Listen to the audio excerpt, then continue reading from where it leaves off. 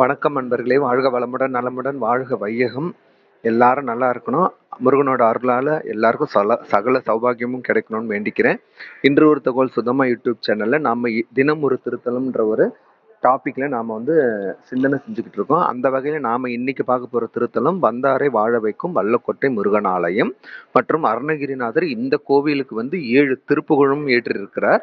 அதுல ஒரு திருப்புகழை நம்ம பதிவுலையும் அட்டாச் பண்ணியிருக்கோம். அதையும் பார்க்கலாம். ஏன்னா முருகன் அருணகிரிநாதன் வரும்போது திருப்புகழ் இல்லாம இல்லையா, அதனால அதுவும் ஒன்று போட்டிருக்கேன்.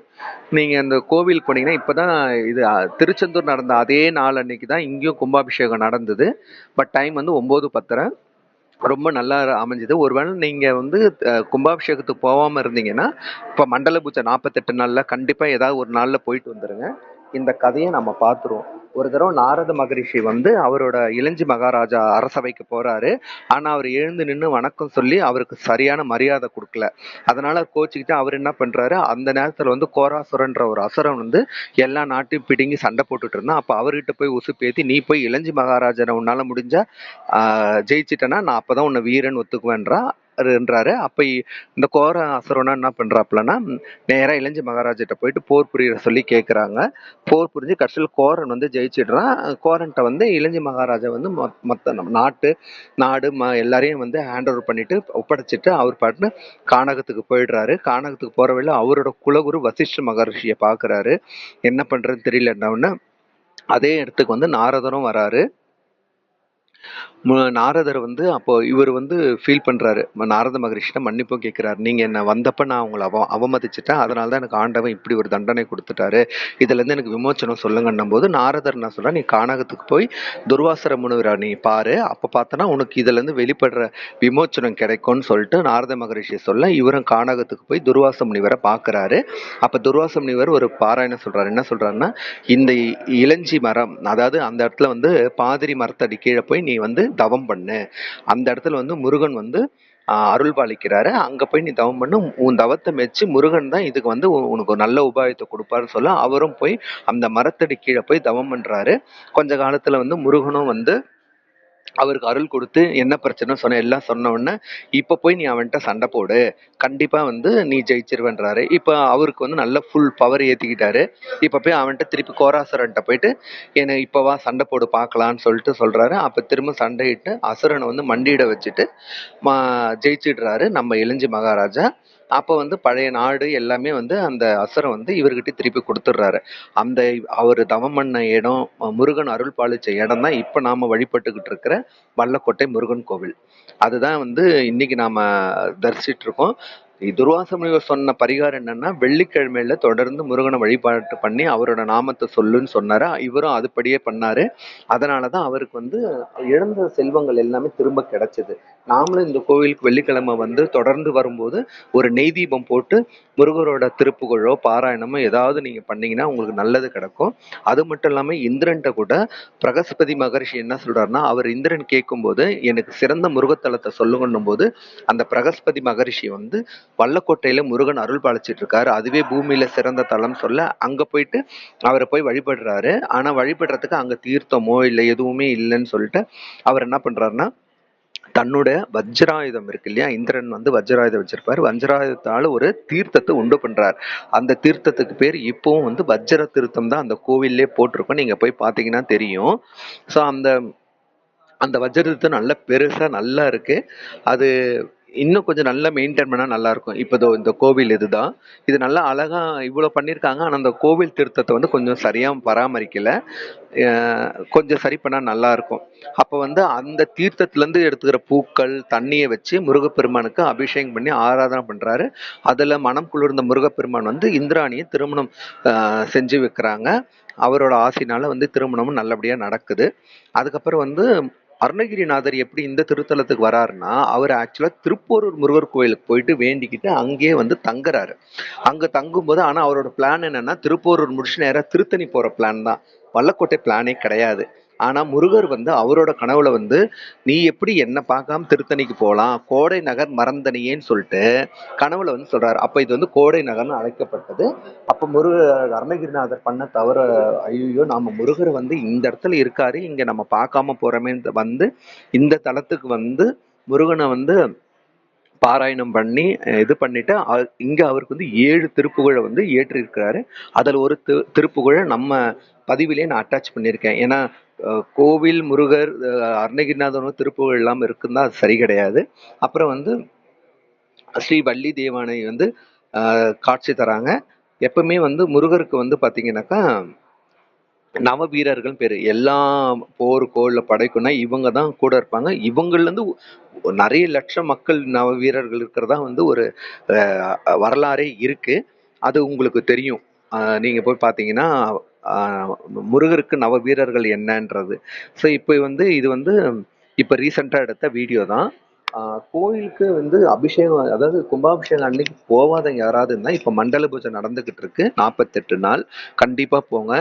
வெள்ளிக்கிழமைங்கிறது நம்ம வரலாற்றுல சொன்ன ஒரு பதிவு. பட் முருகர் கோவிலுக்கு நாள் கிழமைலாம் இல்லைங்க, எப்ப வேணாலும் போகலாம். சில பேர் அந்த செவ்வாய்க்கிழமையே போய் முண்டி அடிச்சு அந்த கூட்டத்துல பாக்குறாங்க. அப்படிலாம் இல்லை. நீங்க வந்து அழகா வந்து நீங்க என்னைக்கு வேணாலும் போங்க. ஆனா முருகரை உள்ளன்போடு அவரோட ஒரு மந்திரம் இல்லையா, அவரோட சடாட்சர மந்திரம் ஓம் சரவண பாபா அதையாவது சொல்லுங்க. சின்ன சின்ன திருப்புகள் இருக்கு, அதை படிக்கலாம். இல்ல பதிகங்கள் இருக்கு, நம்ம சேனல் நிறைய பதிகங்கள் நான் போட்டிருக்கேன். முருகனை பார்த்தா ஒரு 8 9 பதிகம் கொடுத்துருப்பேன். அது கூட நல்ல ரீச் ஆச்சு நம்ம சேனல்ல. ஸோ அதுவும் பாருங்க. இதான் என்ட்ரன்ஸ், கோபுரத்துல என்ட்ரன்ஸ்லயே வந்து விநாயகரும் இருப்பாரு, இந்த பக்கம் முருகரும் இருப்பாங்க. அதை தாண்டி தான் நம்ம உள்ள போவோம். உள்ள போனா நல்லா அற்புதமா பண்ணியிருக்காங்க வேலைப்பாடு ஃபுல்லா. இப்ப நான் சொன்ன கதை எல்லாமே வந்து பாத்தீங்கன்னா அந்த கோயில்ல செதுக்கப்பட்ட கதைகள் தான். அதை தான் நான் வந்து போட்டோஸாவும் எடுத்து ஷேர் பண்ணியிருக்கேன். ஏன்னா நம்ம ஏதோ ஒன்று சொல்றது மாதிரி இல்லை, இது கோவில் திருத்தலத்திலே போட்டிருக்கனால இதுதான் வந்து பெர்ஃபெக்டான கதையாகவும் இருக்கும். அதனால தான் நான் அதுல இருக்கிறத எடுத்தே போட்டிருக்கேன். ரொம்ப அற்புதமா பண்ணியிருக்காங்க. கோவில் வந்து இதுல ஒரு சிறப்பம்சம் இருக்கு இந்த கோவில்ல. நீங்க மத்த எந்த முருகர் தலத்துக்கு வேணாலும் போங்க, எந்த அறுபடை வீடுக்கு வேணாலும் போங்க, ஒரு 3 அடியோ 5 அடி சிலையத்தான் நம்ம பார்க்க முடியும். ஆனா இந்த கோவில்ல இருக்கிற ஒரே வந்து முக்கியமான ஒரு விஷயம் என்னன்னா, 7 அடி உயரத்துல முருகன் வந்து அருள் பாலிப்பார்.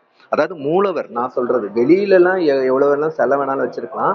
ஆனா கோவில் மூலவர் நம்ம தரிசிக்கிற அந்த மூலவர் வந்து 7 அடி உயரத்துல இருக்கிறது வந்து ரொம்ப அற்புதமாவும் இருக்கும். நமக்கும் அதை பார்க்கும்போது அப்படியே வந்து இன்னைக்கெல்லாம் பார்த்துக்கிட்டே இருக்கலாம் போல தரும். இப்போ சின்னதா இருக்கும்போது கூட்டத்துல நம்மளால அந்த அளவுக்கு பார்க்க முடியாது. இதே கொஞ்சம் உயரமா இருந்து அழகா இருந்தாங்கன்னா அலங்காரமும் நமக்கு நல்லா பளிச்சுன்னு தெரியும். அவரோட காட்சி, அவரோட தரிசனமும் நம்ம நல்லா பார்க்க முடியும். இந்த கோவிலோட சுத்தி நல்ல பெயிண்டிங்ஸ் நல்லா பண்ணியிருக்காங்க. இப்போ இது மண்டல் பூஜை நடந்துகிட்டு இருக்கு. உங்களுக்கு நேரம் இருக்கு, இந்த பக்கத்துல இருக்கீங்க, அப்படி இல்லையா வீக்கெண்ட்ல கூட நீங்க ஒரு நாள் வந்து போகலாம். ஏன்னா வல்லக்கோட்டை முருகர் கோயில் வந்து பாத்தீங்கன்னா இழந்ததை மட்டும் மீட்டு தரதில்லை. நீங்க ஏதோ ஒரு வேண்டுதல் வச்சு தொடர்ந்து போயிட்டு வந்து பாருங்க. 6 வாரம்ன்றாங்க. உங்களுக்கு டைம் கிடைக்கும் போதெல்லாம் போங்களேன். ஒன்றும் தப்பு இல்லை. போய் வந்து பாருங்க. நீங்க என்ன வச்சு வேண்டுறீங்களோ கண்டிப்பா நடக்கும். நானும் இந்த கோயில்ல ஒரு வேண்டுதல் வச்சிருக்கேன். நடக்கும்போது நடந்து முடியும் எனக்கு நம்பிக்கை இருக்கு. அது முடிச்சோன்னு நான் திருப்பி நம்ம சேனல்லே நான் அதை பதிவு பண்றேன். நல்ல அற்புதம். முன்ன நான் ஃபர்ஸ்ட் வந்தப்பெல்லாம் வேற மாதிரி இருந்தது. இதே மாதிரிதான் உள்ள இடம், அவ்வளவுதான். மயில வந்து பராமரிக்கிறதுனே ஒரு இடம் இருந்துச்சு. இப்ப அந்த இடத்துல எல்லாம் வந்து மயில்லாம் இல்ல. ஸோ அருணகிரிநாதர் முருகரை பாராயணம் பண்ண மொத்த கடவுள் பேரு எல்லாமே மகரிஷிகள், பட்டினத்தாரு, அப்புறம் பாம்பன் சுவாமிகள், அருணகிரிநாதர் எல்லாமே. இப்ப 4 பக்கமும் கோபுரம் இருக்கு, சின்ன சின்ன கோபுரங்கள் ஒவ்வொரு வாசல்லையும். மெயின்ல இருக்கிறது தான் வந்து என்ட்ரன்ஸ் இருக்கிறது தான் பெரிய கோபுரம், ராஜகோபுரம்னு சொல்லிட்டு. ஸோ இதுல வந்து அழகா வந்து போட்டிருக்காங்க. ஸோ இந்த இதை தான் நான் வந்து உங்களுக்கு போட்டோஸா எடுத்து ஷேர் பண்ணேன். இப்போ உங்களுக்கு அது புரியும்னு நினைக்கிறேன் நான் சொன்னது.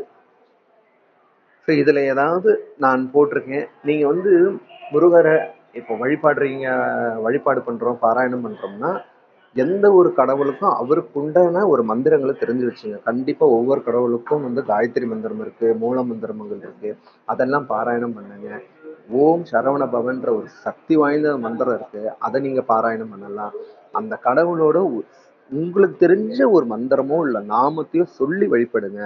அதோட பலன் ரெட்டிப்பில்ல 1000 மடங்கு. உங்களுக்கு நீங்க என்ன நினைக்கிறீங்களோ அது உங்களுக்கு கண்டிப்பா பலிதமாகும். அதுல எந்த ஒரு மாற்று கருத்தும் கிடையாது. ஏன்னா நான் இப்போ ஒவ்வொரு கடவுளுக்கும் நான் வந்து எனக்கு தெரிஞ்ச பதிகங்களும் போடுறேன், தெரியாத பதிகள். இப்போ திருப்புகளை எனக்கு ஃபுல்லா தெரியாது, கொஞ்சம் கொஞ்சம் தான் தெரியும். எனக்கு தேவையானதை மட்டும் நான் வந்து பாராயணம் அடிக்கடி. ரீசெண்டா ஒரு திருப்புகள் கூட போட்டிருந்தேன். சகல செல்வம் யோகம் மிக்க பெருவாழ்வுன்னா இந்த திருப்புகழை பாராயணம். உண்மையுமே சொல்றேங்க, அந்த நான் போட்டு எனக்கு 3000 வியூஸ். இது யாரோட அருள்? உங்களோட பேராதரவு ஓகே ஒரு பக்கம் இருக்கட்டும். உங்களோட பேராதரவு இல்லாம இது எதுவுமே சாத்தியம் கிடையாது. அதை தாண்டி இதை எனக்கு செய்யணும்னு சொல்லிட்டு எனக்குள்ள ஒரு இது வந்தது வந்து முருகப்பெருமானோட அருள்னே சொல்லலாம். அது மட்டும் இல்லாம அருணகிரிநாதரோட தனிப்பெரும் கருணைன்னு சொல்ல முடியும். ஸோ நமக்கு வந்து இந்த அளவுக்கு நமக்கு இன்னைக்கு இது நடந்திருக்கு. மீடியா மூலமா இதை நம்ம வந்து சொல்றோம்னும் போது இது அதாவது கலியுகத்துல விஷ்ணு தான் அவதரிப்பார். ஆனா இப்ப போறப்ப பார்த்தா முருகர் தான் எங்கேயோ அவதரிச்சிருக்காரோன்றது தோணுது. ஏன்னா இப்ப ரீசெண்டா பாருங்க, எங்க எடுத்தாலும் முருகர் தான். எந்த கோவில் சின்ன கோயிலாக இருந்தாலும் கூட்டம் வலியுது. இப்ப இதுதாங்க வல்லக்கோட்டையோட நம்ம திருப்புகழ். ஆதி முதல் நாளில் எந்த தாயுடன் இருந்து ஆகமலம் ஆகி நின்று புவி மீதில் நான் அது ஃபாஸ்டா வந்துட்டேன், ஏன்னா அது போயிடக்கூடாதுன்றனால. ஆசையுடனே பிறந்து நேசமுடனே வளர்ந்து ஆளழகனாகி நின்று விளையாடி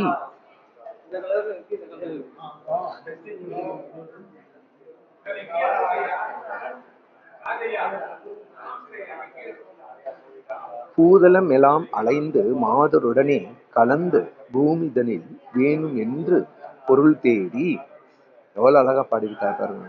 ஊரெல்லாம் அலைஞ்சு திரிஞ்சு போக மதிலே உழன்று பாழ் நரகை தாமலுந்தன் பூவடிகள் சேர அன்பு தருவாயே. நான் எங்கதான் உலகம்லாம் சுத்தினாலும் உன்னோட திருவடி சேர்றதுக்கு எனக்கு உத்தரவு தா அப்படின்னு எவ்வளவு அழகா சொல்றாரு பாருங்க. சீதை கொடு போகும் அந்த ராவணனை மால வென்ற தீரநரி நாரநந்தன் மருகோனே. எவ்வளவு அழகா இருக்கா பாருங்க. அதாவது மருகோன்னா அவரோட மாப்பிள்ளை. யாரு? ராவணனை வென்றது யாரு? ராமன். ராமனுக்கு மருமகன் நம்ம தேவர் முனிவோர்கள் கொண்டல் மாலரி பெருமாவு நின்று தேட அரிதான வந்தன் முருகோனே. ஏன்னா இது ரொம்ப எல்லா திருப்பமும் போட்டோம்னா டைம் ஆயிடும், அதனால சிலது தான் போட்டிருக்கேன். ஒன்னே ஒண்ணுதான் போட்டிருக்கேன். கோதை மலை வாழுகின்ற நாதரிடம் பாகம் நின்ற கோமளிய நாதி தந்த குமரேசா.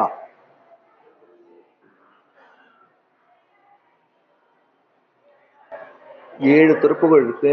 உண்மைன்னு ஒண்ணு சொல்றேங்க, திருப்புகழ் நீங்க படிக்க படிக்க முருகர் உங்ககிட்ட வந்துகிட்டே இருக்காருன்னு அர்த்தம். இதுல எந்த மாற்று கருத்துமே கிடையாது. நீங்க வேணா ட்ரை பண்ணி பாருங்க. நான் நிறைய எப்ப திருப்புகழ் படிக்க ஆரம்பிச்சேனோ அப்பத்துல இருந்தா எனக்கு அதுக்குள்ளவே எனக்கு ஈடுபாடு அதிகமாச்சு. கண்டிப்பா இந்த தினம் ஒரு திருத்தலம் சாப்டர் உங்களுக்கு பிடிச்சிருக்கும்னு நினைக்கிறேன். பதிவு உங்களுக்கு பிடிச்சிருக்கும். நீங்க எனக்கு திரும்ப நான் நன்றி சொல்லிக்கிறேன். மனமார்ந்த நன்றி, என் சிரம் தாழ்ந்த நன்றி. ஏன்னா இந்த அளவுக்கு நீங்க எனக்கு சப்போர்ட் ரெஸ்பான்ஸ் பண்ணிருக்கீங்க, நிறைய கமெண்ட்ஸ் கொடுக்குறீங்க, ரொம்ப நன்றி. இது வரைக்கும் சப்ஸ்கிரைப் பண்ணவங்களுக்கு நன்றி, சப்ஸ்கிரைப் பண்ண போகவும் நன்றி. நன்றி, வணக்கம்.